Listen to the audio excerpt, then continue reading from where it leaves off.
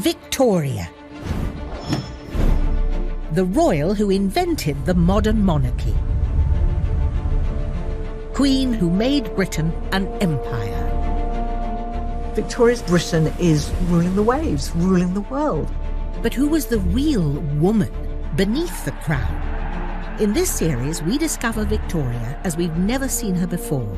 A sensuous young queen. He clasped me in his arms, and we kissed each other, again and again. A reluctant mother of 9. Victoria definitely didn't like babies. Almost grosses her out to see her own children. A devastated widow.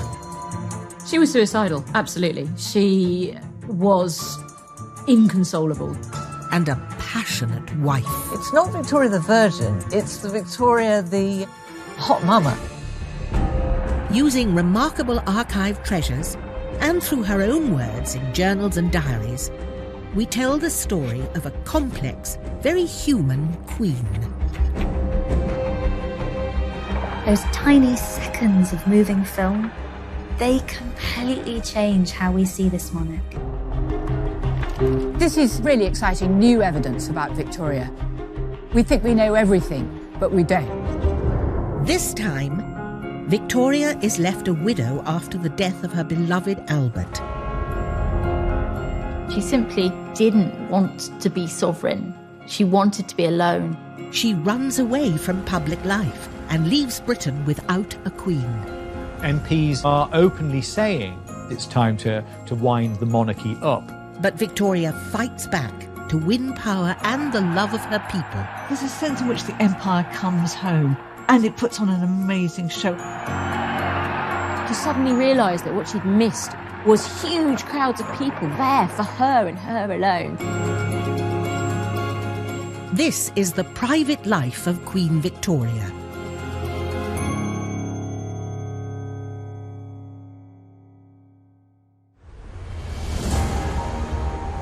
After 60 years on the throne, a regal Queen Victoria celebrated her Diamond Jubilee.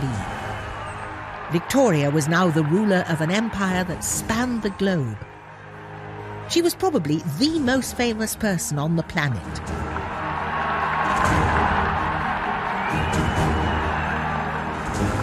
A mother to 7 grown-up children, many married into Europe's leading royal dynasties. The 78-year-old monarch, loved by her people, waves at the cheering crowds on this summer day of 1897. She's smiling at people and she's laughing and she enjoys so much that connection with her public. Victoria was at the top of her game as both monarch and matriarch. She defined an era. She was the only monarch the vast majority of people had ever known on the throne. So I suppose it's a little bit like Queen Elizabeth today. Who among us can envisage a time when there isn't a Queen Elizabeth? Victoria was, in a very real sense, Britain. All vied with one another to give me a heartfelt, loyal and affectionate welcome. I was deeply touched and gratified. The Jubilee had been a moment of triumph. But after the death of her husband Albert 36 years earlier, it had seemed unlikely a day like this would ever come. The death of Albert on the 14th of December 1861 sent shockwaves through the country. In London, the bells of St. Paul's rang out, signalling a national crisis. Britain was in mourning for the prince. It was an absolute shock. The man was only 42. It's a little bit like Princess Diana's funeral. I sense that there's an absolute sea change, that something important has happened. And while the nation mourned, Victoria was tortured by grief. She had lost the love of her life, she'd lost her partner, her friend. In her diary, she wrote, "To lose one's partner in life is like losing half of one's body and soul. It's like death in life. She was suicidal. She was inconsolable. She couldn't use her legs. She stopped eating. The funeral at St George's Chapel in Windsor was to be attended by dignitaries from around the world. Kings, lords and politicians were there, paying their respects. But unbelievably, Queen Victoria herself wouldn't be there. Women didn't go to funerals because there's a sense in which it's too upsetting for them. They do mourning work, if you like, but they do it at home. And as a dutiful wife, Victoria followed convention. Victoria was a woman and she was expected to adhere to the norms of society. Women were seen as more hysterical, they were seen as more emotional, they were seen as much less rational. So, despite being ruler of the British Empire, doctors told Victoria to stay away from the funeral and go home. She travelled back to Osborne House on the Isle of Wight, 60 miles away from Windsor, and the prying eyes of the public. But despite her incredible grief, Victoria was expected to show the public it was business as usual. For the monarchy, it was considered essential to national morale. So this is from the Dundee Advertiser, Friday the 20th of December, 1861. That the shock has not seriously affected the Queen's health will rejoice the heart of all her loving subjects. Indeed, so favourable is the state of her health considered to be that no further bulletins are to be issued. So basically what this is saying is, don't panic, Britain, the Queen is absolutely fine. Except we know she really, really wasn't. While she mourned on the Isle of Wight, the state funeral to bury her husband began at the chapel in Windsor.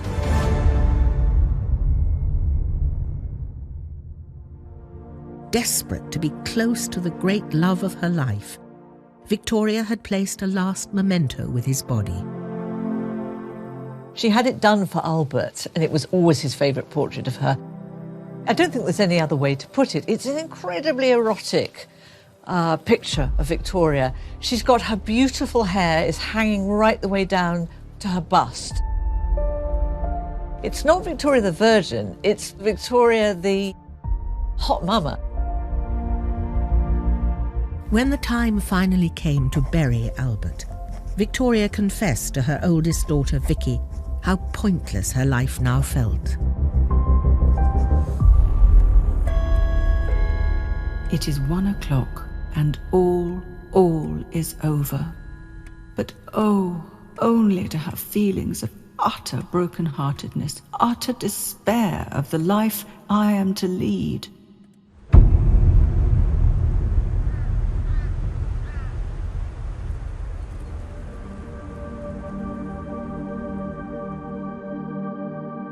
After Albert's death, Victoria stopped writing in the diary she'd kept since a child.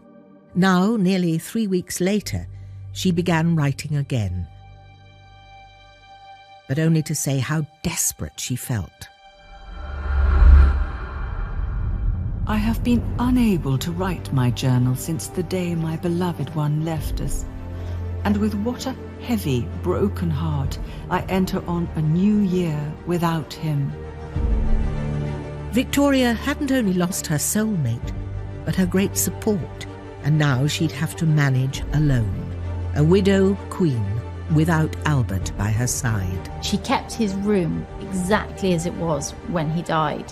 Right down to the little glass that he'd used to take his medicine from, that remained in the room. The servants would come in every morning to lay out fresh towels, fresh clothes, and the hot water for him to shave with. The children were not expected to be merry and to do the sorts of things that children did, because Albert's death ought to be preoccupying them as much as it was preoccupying her.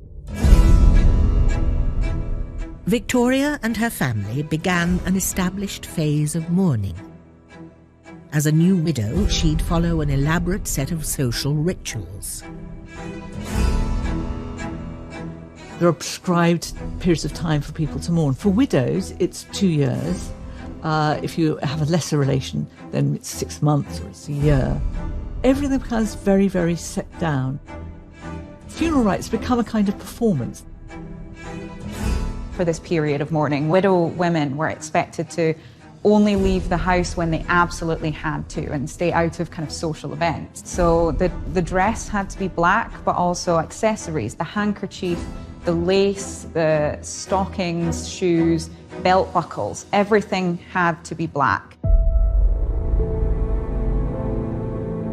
Victoria's mourning wear became her signature look, like a uniform for facing her public without Albert.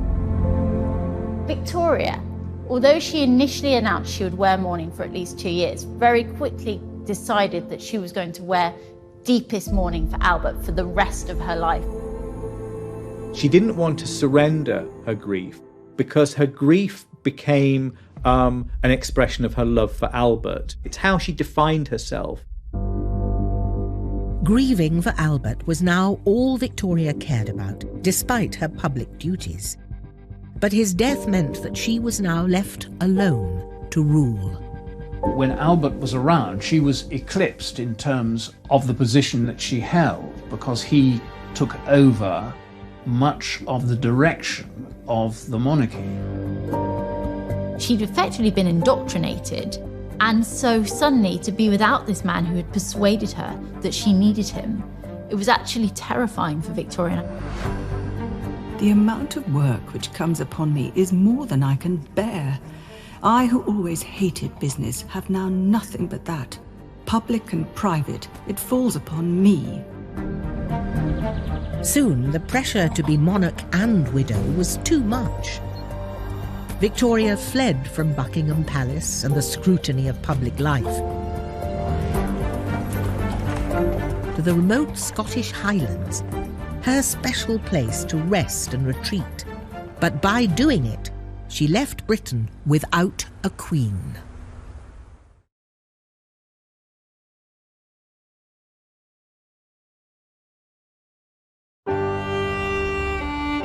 Overwhelmed by the death of her beloved husband Albert, Victoria had abandoned her duties as queen to grieve in private. She escaped to her Highland retreat, Balmoral, the castle they'd built together. It's a big statement of withdrawal to go so far away from London. You know, this is a long way away. It was like escaping to a kind of fairyland. She simply didn't want to be sovereign. She wanted to be alone.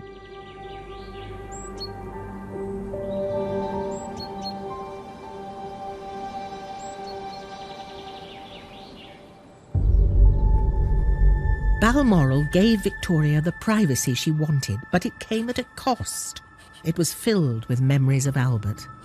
Everything, even down to the smallest detail, is somehow associated with him and his memory.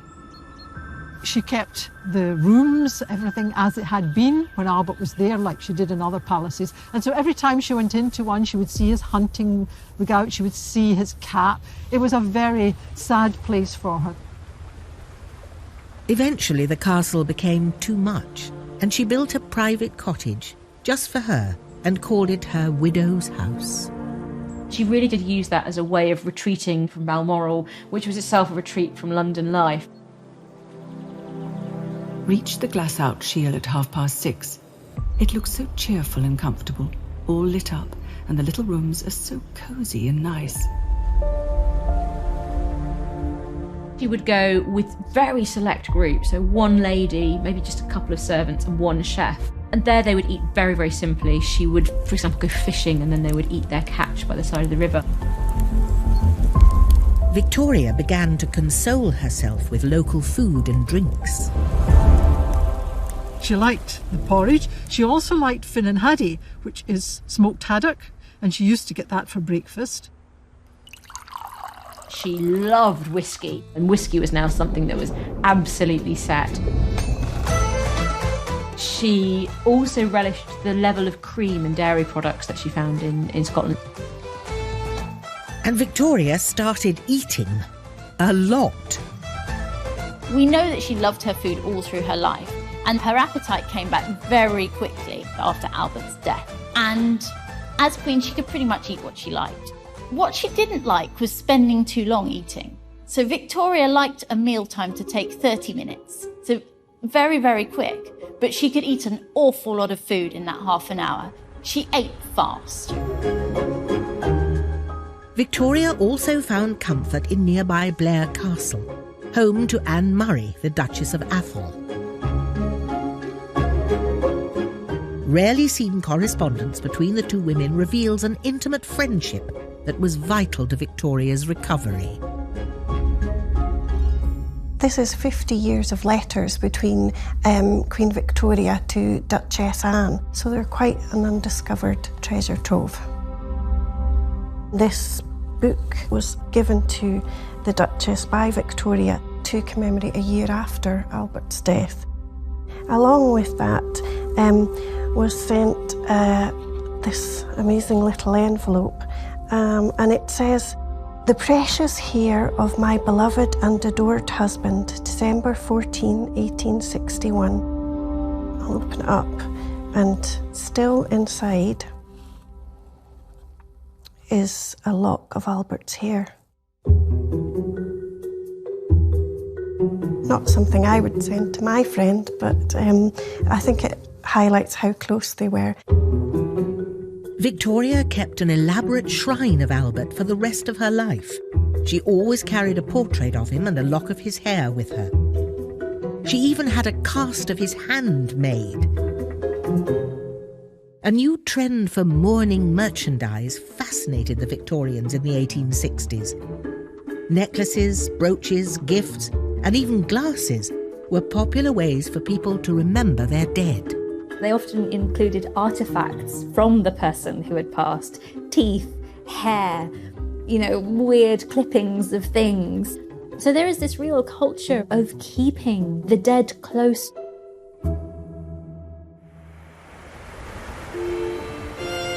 Victoria stayed in the Highlands well beyond her official 2-year period of mourning, returning only occasionally to Osborne House or Windsor to see the family.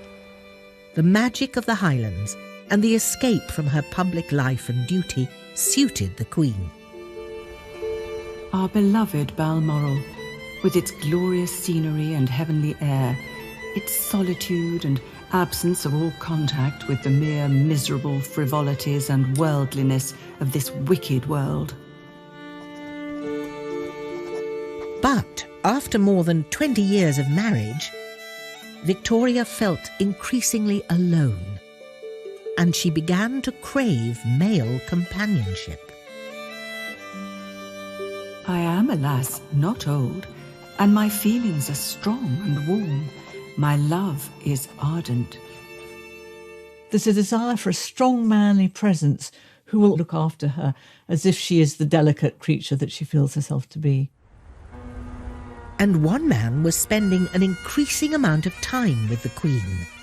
He was a Balmoral servant called John Brown.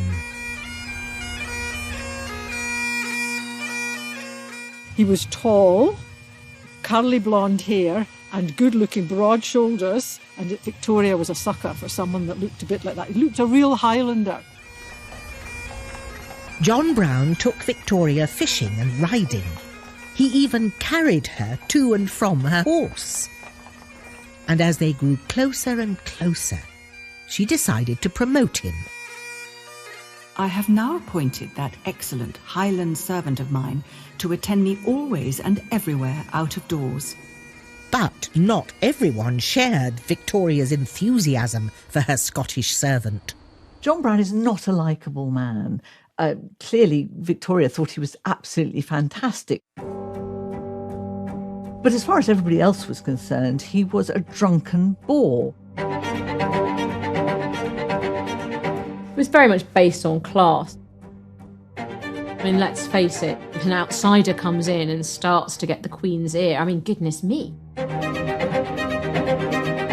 Victoria ignored the gossip and the tittle-tattle and stuck by John Brown. He is so devoted and attached and clever, and so wonderfully able to interpret one's wishes. He is a real treasure to me now. They would go out sitting on hillsides in the rain, drinking whiskey together. They would also have an awful lot of private time together. The little cottage that she built for herself. Whiskey toddy was brought round for everyone, and Brown begged I would drink to the fire kindling. I mean, John Brown clearly feels that he has a licence to say anything to the Queen. At one point, he tells her that she's putting on too much weight. And instead of being completely offended, she takes that on board. He gave her something nobody else was giving her, which was an honest view. I think he sort of shocked her out of herself in some ways. She could be who she wanted to be with him. Albert's death had left a huge hole in her life, and John Brown filled it. Often I told him no one loved him more than I did or had a better friend than me. And he answered, nor you than me. No one loves you more. But questions persisted about the close nature of their relationship. The rumour mill went into overdrive, and there was only one thing on everyone's mind. When people talk about the John Brown thing, the thing they always fixate on is sex. They really feel that she is probably shacked up with John Brown, having delicious Highland sex. I mean, people's fantasies run riot. We thought she was in mourning. We thought she did nothing but weep over Prince Albert. It turns out that she's been having a very nice life, thank you very much, in secret. Victoria's retreat from public view lasted for much longer than the 2 years people were expecting, and her constant refusal to take part in public ceremonies was causing concern. As if to reassure the nation that she was a dutiful queen, she commissioned Sir Edward Landseer to paint a portrait of her as a widow. But the painting didn't have the desired effect. In fact, it backfired, and when it was shown, her popularity took another dive. So this painting failed because it's trying to say so much, but it isn't answering the question that's being asked. She's trying to use this image to respond to mounting criticism against her seclusion and her abandonment of duty. She tries to signal her continuing work in a series of ways in this painting. She's working on matters of state. She has her letter in her hand. She has stopped to deal with this rather urgent matter mid-pony ride because it's so important, the work that she is getting on with. She also suggests that she's keeping up with her motherly work. We have an image of 2 of her daughters very content in the background. But the public didn't want a painting. They wanted to see their queen in person. By the mid-1860s, her ministers, and even her own family, were becoming frantic about her absence. And people started to ask, was she even fit to rule?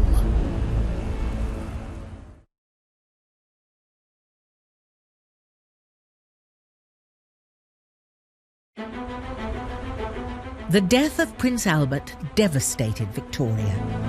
Consumed by grief, she locked herself away in Balmoral, far away from her subjects and her royal engagements. But after 5 years of mourning, the country had had enough.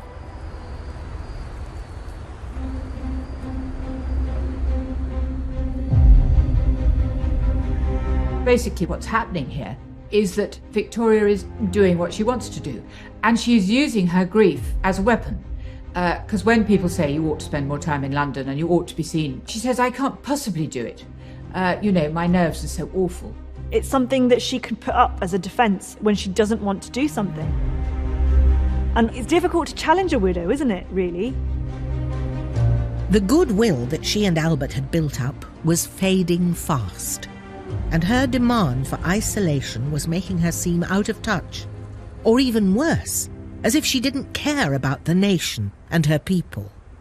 There was increasing criticism of Victoria So it became very apparent that it was Victoria who didn't want to fulfill the public role of sovereign. Victoria was the first female monarch in over 100 years. But increasingly in the 19th century, work among the middle and especially the upper classes became the province of men. Women were expected to stay at home. People felt unsure about Victoria's ability to be a woman, a mother, and a queen all at the same time. It reanimates, I think, all those anxieties from the beginning of the reign, this is what happens when you have a queen rather than a king. If you have a king, he will have certain constitutional duties and he will feel obliged to do them. He may do them badly, but he will feel obliged. The queen will somehow invoke her right to be a private woman, to be a mourning widow, to be just not able to cope at the moment, will be allowed to be a woman at home. And there's a real sense in which, this is not going to work. Victoria's refusal to engage in her public duties was helping to fuel a new and energised clamour to get rid of the monarch. There are radical politicians, MPs in Parliament, who are openly saying that perhaps it's time to wind the monarchy up. Yet Victoria remained hidden away in Balmoral, dressed in her black dresses, stubbornly refusing to carry out the duties of state. Victoria very much ignored the problem. She didn't want to be told that her conduct was causing her unpopularity. A rare diary, kept in the Royal College of Physicians in London, reveals how the Queen's inner circle felt about her behaviour. The journal belongs to Sir James Clark, the Queen's doctor and confidant, and it shows how concerned he was about her. This is what Sir James Clark wrote in his memoir in December 1865. He's talking here about Prince Albert. And he says, "By his premature death, the prospects of the monarchy are bad indeed. No one who knows the character of the Queen and the heir apparent can look forward to the future without seeing troubles in that quarter before us." Sir James Clark here is giving an incredibly pessimistic prediction for the future of the monarchy. He's anticipating political criticism of the monarchy, possibly that she is not giving the taxpayer any value for money.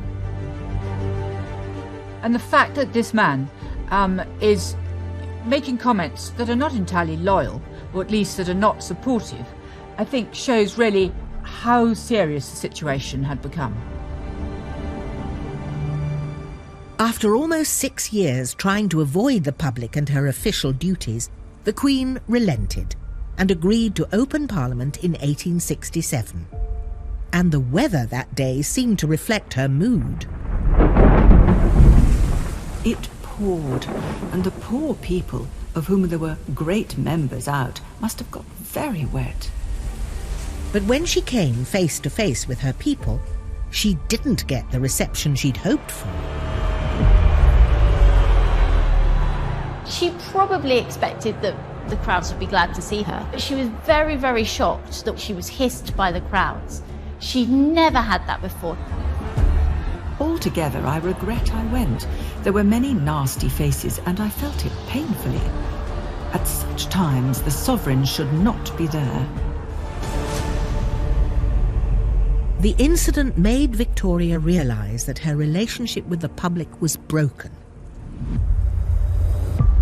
and that she had to find a way to reconnect with her subjects.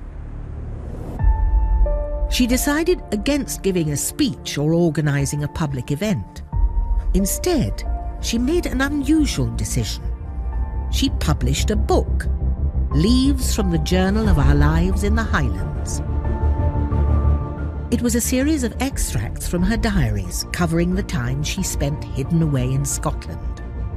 The idea was that this would explain her absence, give the public the chance to understand why she needed to get away, and hopefully encourage them to forgive her. It's so extraordinary. I mean, if you think about it, this is the first time a monarch has written a book about their life. I mean, we tend to think that this all started with Princess Diana and writing those books in which we got an insight into what was going on in her marriage. But no, Queen Victoria actually writes a book about her. So it's extraordinary. It is very gratifying to see how people appreciate what is simple and right, and how especially my truest friends, the people, feel it.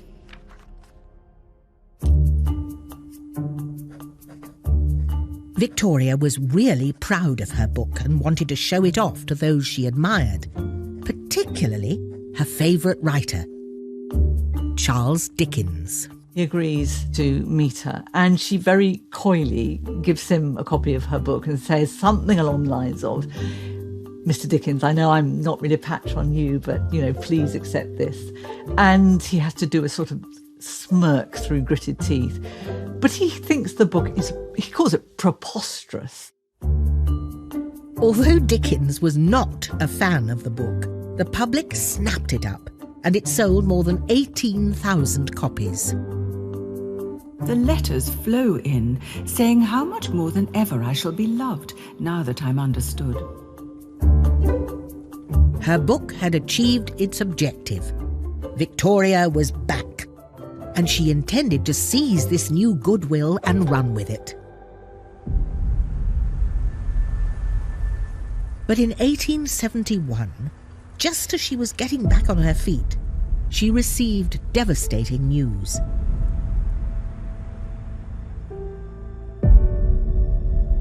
Her son and heir to the throne, Bertie, had fallen seriously ill with typhoid and was clinging to life.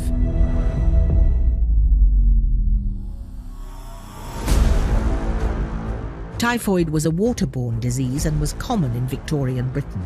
It claimed thousands of lives each year. It hit working classes the hardest, those with poor access to clean water, but it didn't spare the royal family.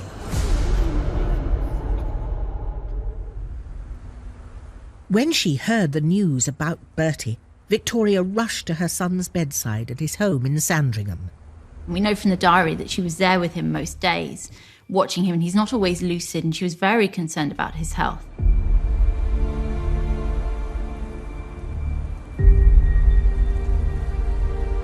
I went up to the bed and took hold of his poor hand, kissing and stroking his arm.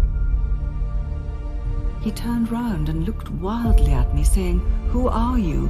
And then, "It's Mamma." "Dear child," I replied. To make things even harder for Victoria, Bertie's illness coincided with the anniversary of Albert's death.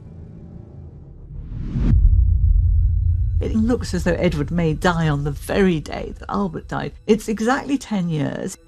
There starts to feel something very, very mythic about it, as though this is how the gods are going to play out this game.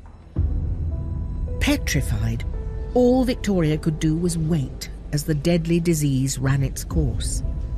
Outside the palace, the nation was also waiting and watching, desperate for news of the future heir. And as they waited, what they saw was their queen as a caring mother, tending to the needs of her sick child. By looking after Bertie, she was looking after both her son and her heir, and that was the work of both the queen and the mother. And so this was her being sort of constantly there. It really touched a lot of people. Finally, on the anniversary of Albert's death, Victoria received some good news. It seemed hardly possible to realise the day and to feel that on this very day, our dear Bertie is getting better instead of worse. Victoria seized the opportunity to share the news of his miraculous recovery and her joy as both a mother and a monarch. It seemed like a message from Albert that this was her moment, and she took it.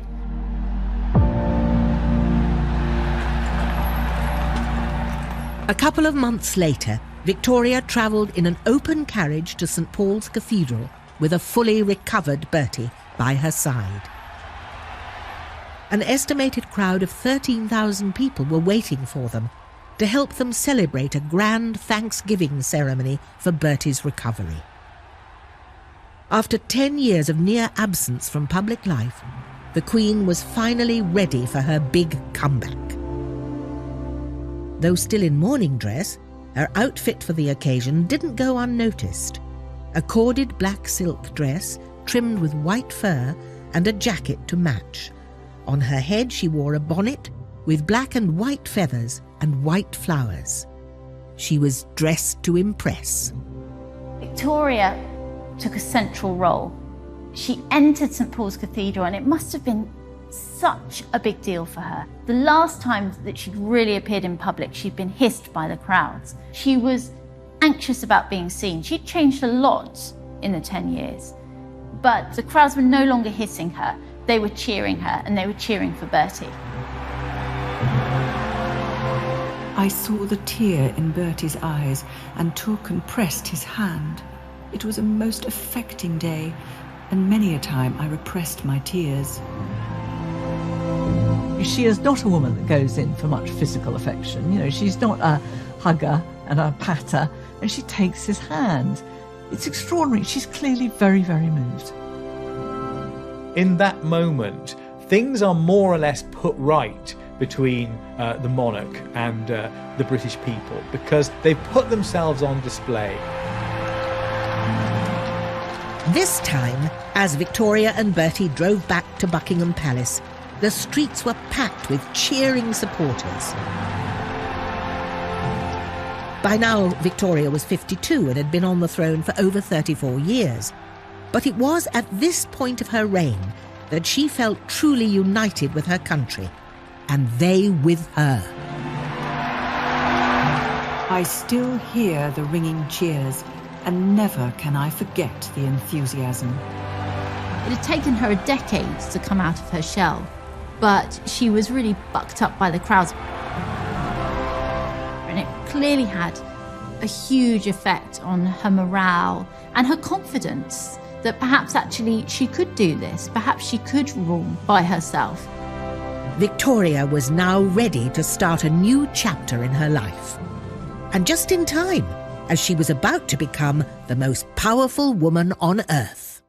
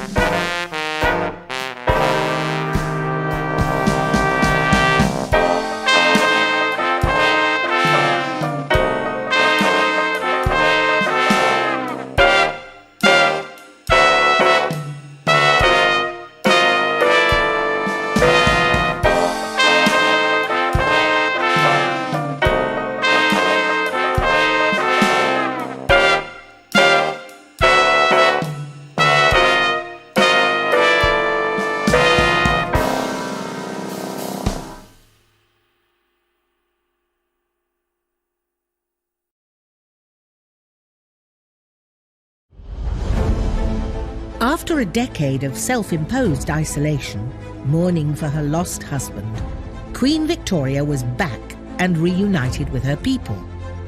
To celebrate her return, she wanted to make a statement on a grand scale. So she decided to take over a project already started by Albert, the redevelopment of West London. Victoria transformed this part of London that gave birth to some of Britain's biggest cultural institutions: the Natural History Museum, the Victoria and Albert Museum, the Royal Albert Hall, and her most important and personal monument, the Albert Memorial.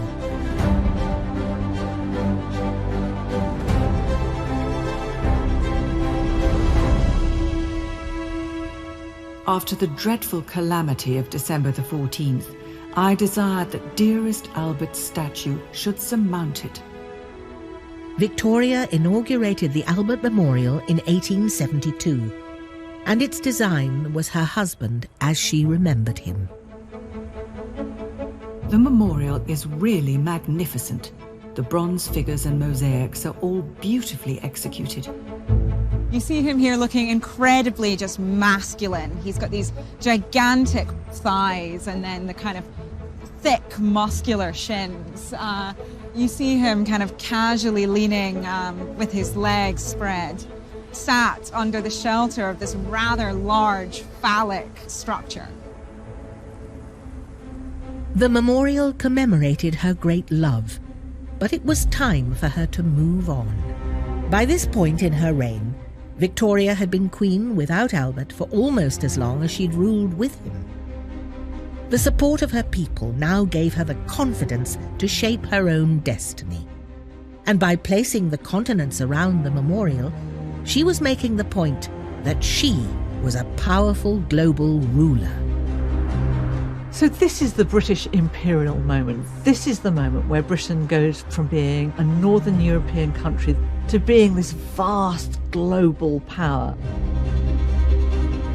During Victoria's reign, the British Empire became the biggest empire the world had ever seen, stretching from Canada to Australia and Africa. It was said that the sun never set on the British Empire. And Victoria was at its head. The 1870s are really a time where England and London are becoming really confident in their power and their success and their cultural influence. So it's a time of great fashion, it's a time of great music and excitement and arts and culture. And so there's this real belief that the empire is doing an awful lot of good for the people at home. There was one country in the empire that was having a particularly strong influence on Victoria: India. I saw Lady Napier, who talked very pleasantly of India, of the climate, of the natives, their intelligence and faithfulness, etc. For Victoria, India was this far-off, exotic place. She would never visit India, but she was fascinated by the clothing, by the culture, by the art, by the people. You see that slowly throughout her journals then, from that period onwards, that she talks about our Indian empire, our Indian territories, my subjects in India. So she's already internalized this idea that this is her domain. Victoria had overcome the death of Albert. She was now queen of the world's largest empire, but that wasn't enough. She wanted more.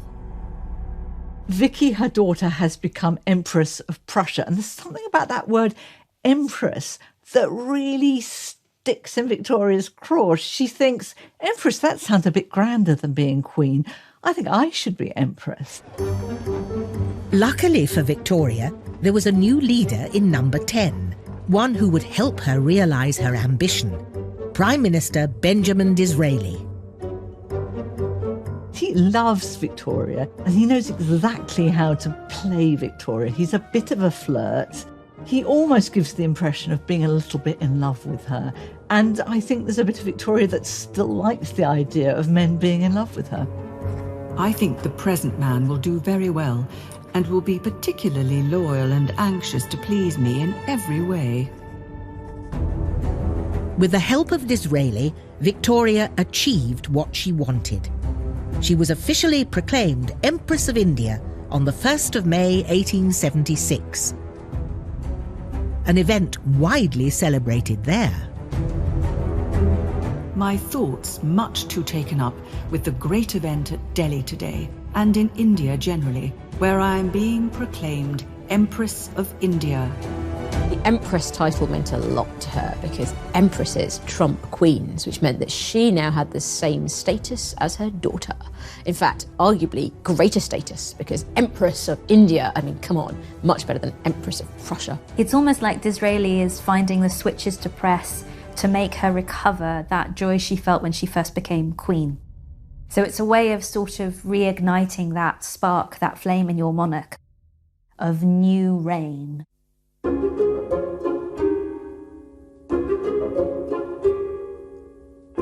Re-energized as Empress of India, Victoria embraced a new confident style and image. She still insisted on wearing mourning dress, but added a touch more glamour to it. In the earliest widow's wear, she wears these very plain, very harsh dresses, completely black down to the details, and very little ornament. And there's something so heavy. Whereas later, when she starts wearing dresses like this one, it's quite a dramatic change. We can see we have a quite loose cuff here, which is playing to the fashions at the time, that really elevate her mourning wear to be a very queenly, very luxurious, very empress-like image. And in doing so, she really kind of comes into her own. This mannequin is one designed for one of Victoria's mourning dresses, and consequently is in her proportions. And it really shows you just how small she was in a certain way. You know, I'm not tall, and here I am towering over her. Victoria was now an older lady, a little stout and just 4 foot 11 inches tall. But she wore her little black dress with all the confidence of the ruler of the world's largest empire. At the age of 68, the Queen was about to celebrate her 50th anniversary on the throne. This marks the moment when Victoria becomes a brand. Literally, the whole industry sprung up, making certain that Victoria's image was on tins of mustard, on coffee pots. You could have her on your tea towel. I mean, she now becomes one of the first big global brands, instantly recognisable.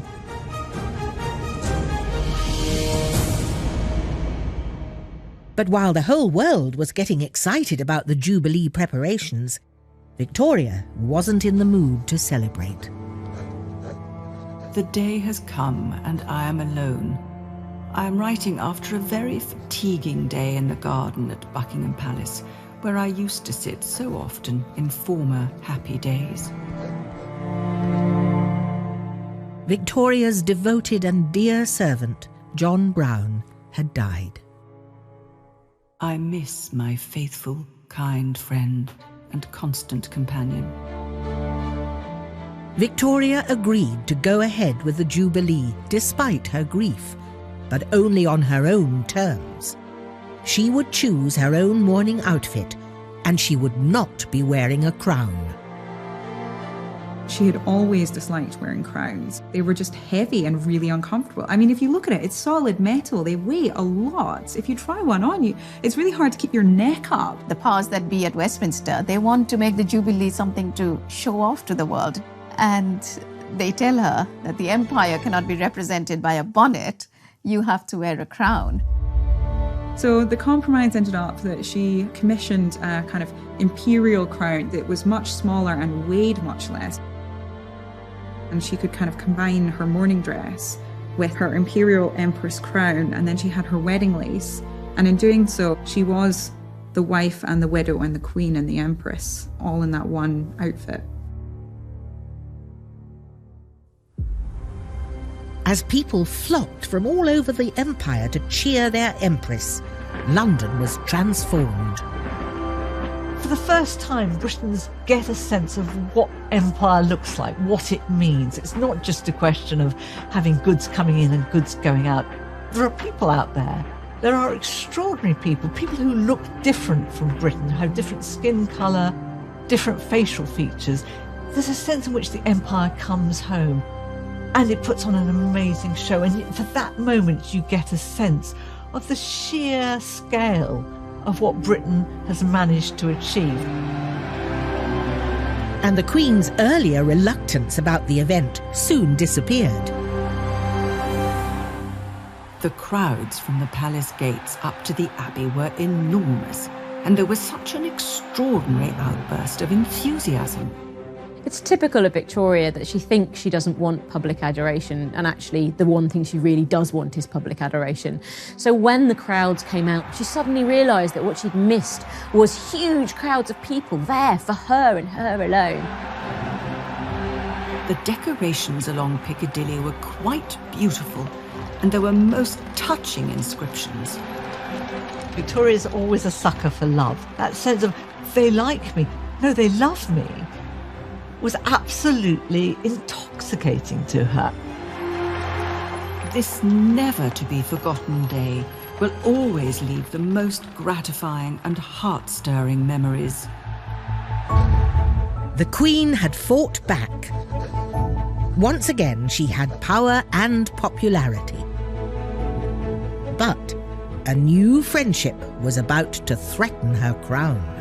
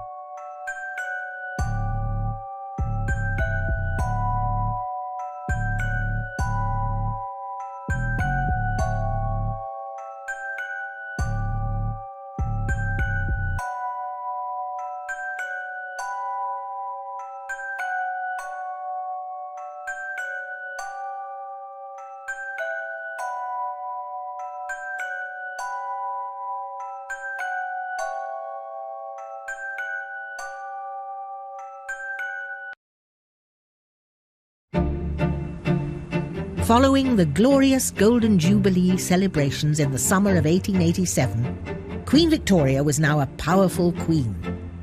To celebrate her new Empress title, she was overwhelmed with gifts from all over the world.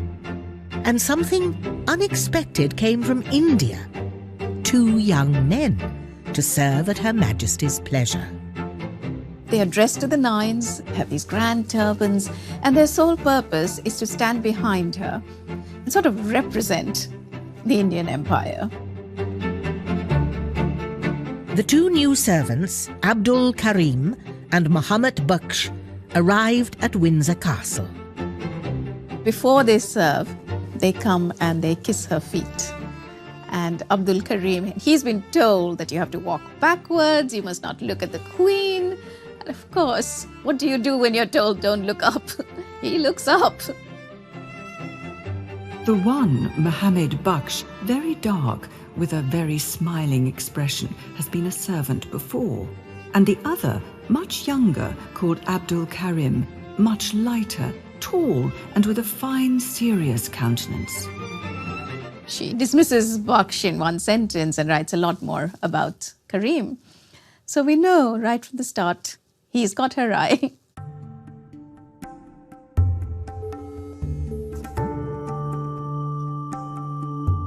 By the time Abdul Karim came on the scene, Victoria was almost 70.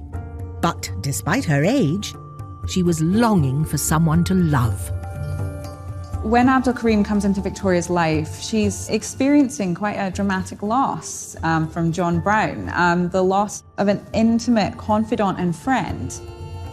Quite quickly, as he and Victoria begin to communicate, and she sees that he is somebody who's clever and educated and talented and skilled, but also becomes quite attracted to his personality. It looked as if Abdul could become the latest in line of Victoria's male companions. To keep him close to her, she decided to take Urdu lessons from him, and she promoted him to be her personal secretary, or Munshi in Urdu.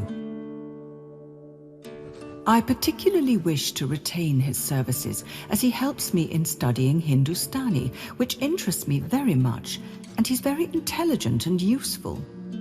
She took great pleasure in learning and writing this new language from her ever-expanding empire, learning to say things like, "The tea is always bad at Osborne House.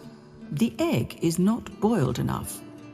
She got off on the fact that she could learn something new, even at a relatively advanced age. And he was someone who thrilled her with his exoticism, with his words, with his personality. He tells her about, the heat and dust, the color, the festivals, the spices. Suddenly, she's transported into a different world. She lets Abdul have more and more influence over her. Following Abdul's advice, she built a grand entertainment room at Osborne House in the style of the Indian emperors, known as the Durbar Room. A sort of mini India on the Isle of Wight.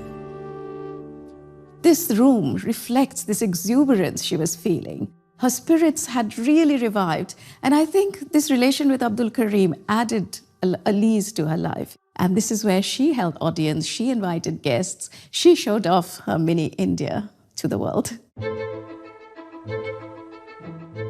So every detail from here was actually planned in India. Every object in this room, the lamps, the curtains, the carpet, they were all brought from India. The room looked very fine, with the chimney piece finished and surrounded by a beautiful peacock with a spread tail. Victoria used the room to entertain guests from all over the world and remind them of her status as Empress of India. So this beautiful book is the ledger of all the menus of the lunches that were done in Osborne House. So let's open it up a bit. There we go. Wow, it's heavy. So this is the lunch menu from Sunday, the 13th of February. And it's got lots of items listed on it. Some are in French. But here we have the very special item that was one of Queen Victoria's favorites. And it's Indian chicken curry. and this was served nearly every day. The other favourite was dal, which was also served, so she was the original curry fan. Does show her interest in food, her adventurousness, and her open-mindedness as well when it came both to food and to cultures which were not her own. Victoria loved her food, and her new fondness for curry became a national obsession. We do see that real curries, that real taste, real spice, how to cook them, starts to make its way from Victoria's court out into the general public. And people like Eliza Acton, who publishes a very famous cookbook for housewives, especially for middle-class housewives, starts to include recipes for how to make your own curry.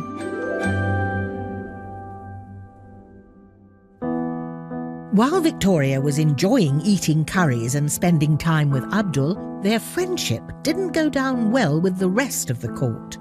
It crosses so many taboos. He's much younger than her, he's very lowly born, and of course he's of a different ethnic background. I mean, that is so shocking to people. He was hated by the court, both because of racism, but also because of classism. He was seen as having undue influence on the Queen. In many ways, these were all the arguments that had been rehearsed with John Brown, but now added into that was this real, nasty element of racism as well. Once again, Victoria's personal life threatened her position as Queen. Soon, even her own children joined the conspiracy and turned against her. Bertie in particular. She's treating Abdul as the son, and the real son is sort of being sidelined. And there is this letter, and it shows how she is dictating to Bertie. She literally tells him, you will be courteous to the Munshi, you will do this, you will do that. And at the end of it, it's Sisi, the Munshi. So he's copied in on this letter. Bertie's so furious with their relationship, he does something incredible. He sends a letter to the Queen's doctor and asks him to write a report suggesting that she should step down on grounds of insanity. Well, Queen Victoria is Queen Victoria. She is not going to be bullied by her doctor or her son or the household. So she gives it right back to them. Victoria was ahead of her time when it came to racial justice. In anger, she wrote a cutting letter to the court, accusing them of snobbery and racism. The Queen would wish to observe that to make out the poor, good Munshi is so low is really outrageous, and in a country like England, quite out of place. Victoria, even in her old age, is a feisty woman. I think she is enjoying this, this clash she's having with her son, with the household. It's giving her a lot of energy. Victoria won the fight and kept Abdul by her side for the rest of her life. To her family and her nation, the feisty Queen seemed tireless and eternal. But her energy couldn't last forever.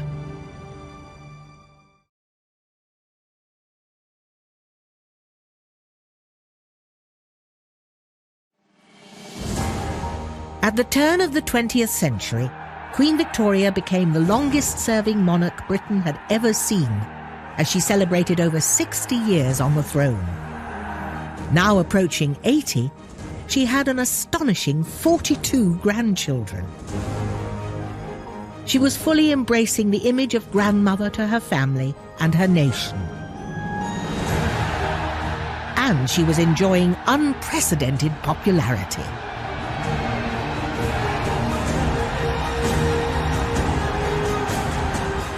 No one ever, I believe, has met with such an ovation as was given to me.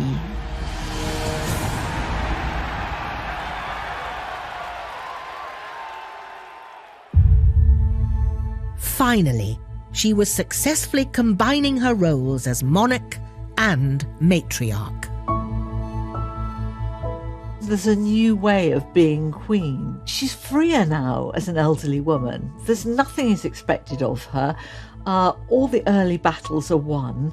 And there's a sense in which all she has to do now is relax and kind of claim that popularity. Some remarkable footage taken during a visit to Dublin in 1900 showed just how much she loved the connection with her public. What we have here is truly amazing. She's an old woman, but she's still engaging with the crowd. She's seen so many crowds during her lifetime, but their love continues to please her. I can never forget the really wild enthusiasm and affectionate loyalty displayed by all. Those tiny seconds of moving film, they completely change how we see this monarch. She's not dull and boring and a woman trapped in grief who has no joy in life. She's someone who loves the people that are around her and connects to them in a very human way. By this point in Victoria's life, she has already defined an era. She has spanned a century almost. Even by this stage, people know it as the Victorian era. She's an icon. Victoria is so fascinating because her life was so long and so much happened within it. It was a very influential era, the Victorian era. I mean, we went from essentially an agrarian economy with limited industrialisation to something very much more akin to the modern world we see today. Britain found it impossible to imagine a world without Victoria because she had always been there. So in a sense, it's not just that she becomes part of the furniture, she kind of is the world. But the world was about to crumble. As the winter of 1900 approached, only a few months after her Dublin visit, Victoria started to feel ill.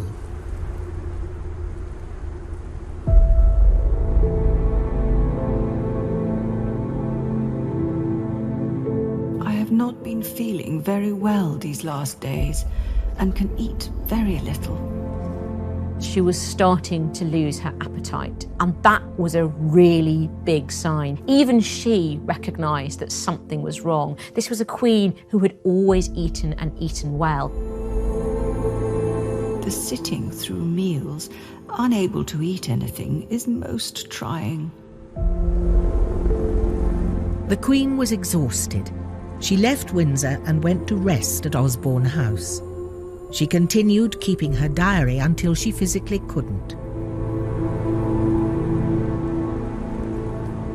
On the 13th of January 1901, after 69 years of almost uninterrupted journaling, a diminished Victoria dictated her last diary entry to her daughter.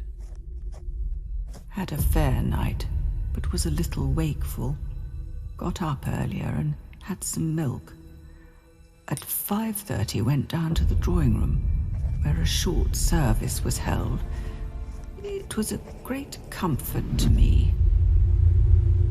A week later, on the 22nd of January 1901, Victoria was lying in bed. She couldn't believe the end was coming. I don't want to die yet. There are several things I want to arrange. She died a lot and kept coming back to life. So in the morning, they thought they were going to lose her as she slipped slowly to what looked like a final coma. But no, she fought her way back again. She even signed some letters and had something to eat. You really do get a sense of a queen who still sees that there is life to be lived and isn't willing to stop living it yet. But that same day, at 6:30 p.m, Victoria whispered her final words. Interestingly, her last words are supposed to be Bertie. We don't know if that was said in sorrow, anger. I think it's very, very telling because she knows now this young man, now actually 59, is the way forward.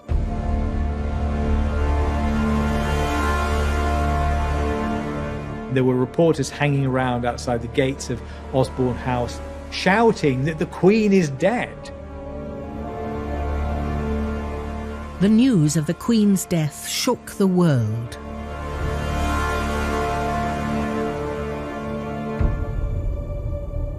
I think people feel that something of their own lives has gone. There's a sense in which they have lost a family member. The nation isn't sure that it can cope without its grandmother. The nation is asking itself, what will become of us?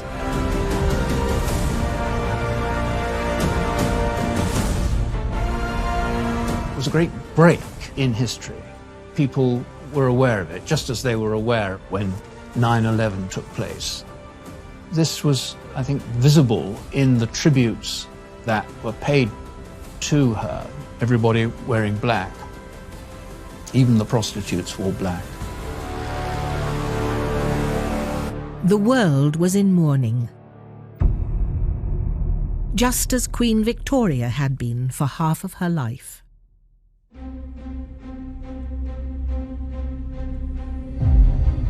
Victoria was the queen who defined herself by her widowhood.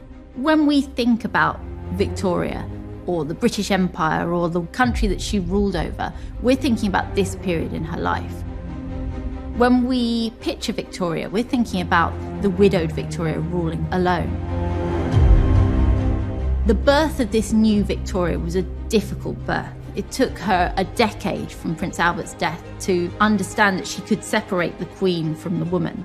But after that, she didn't really look back. She became a powerful and important queen in her own right. But Victoria's own words revealed she was always more than just a queen. She was a princess, a wife, a mother, and a widow, a ruler and an empress. One of the most iconic monarchs Britain has ever seen.